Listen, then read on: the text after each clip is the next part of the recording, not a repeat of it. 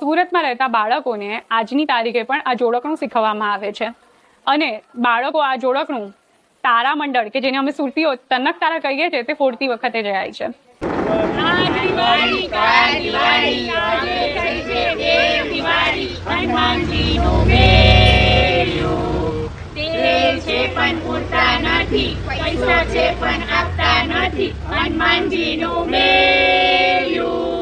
સુરતમાં આવેલા સલાબતપરામાં તરતિયા હનુમાન કે જે પીપળડી શેરીમાં આવેલા છે ત્યાંથી આ હનુમાનજીનું મેળ્યું આશરે 2 દાયકા પહેલા કાઢવામાં આવતું હતું. તો શું છે આ હનુમાનજીનું મેળ્યું?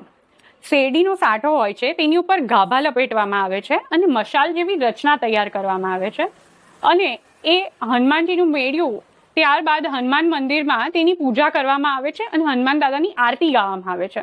ત્યારબાદ પછી એ મેળિયાને આખી શેરીના જેટલા પણ ઘરો હોય એ દરેક ઘરોમાં ફેરવવામાં આવે. એવું મનાય છે કે આ મેળિયું જેના પણ ઘરમાં જાય ત્યાંથી દુઃખ, તકલીફ, રોગ દૂર થાય છે, અર્થાત નકારાત્મકતા દૂર કરે છે.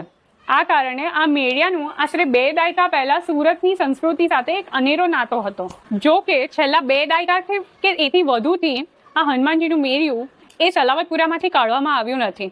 આ સુરતની ભૂસાઈ ગયેલી અને ભૂલાઈ ગયેલી સંસ્કૃતિનો એક ભાગ ફક્ત જોડકણા પૂરતો રહી ગયો છે. જો તમને ખબર હોય કે સુરતના કોઈ પણ વિસ્તારમાંથી આવું હનુમાન દાદાનું મેળિયું નીકળે છે તો મને કોમેન્ટમાં જરૂર જણાવજો.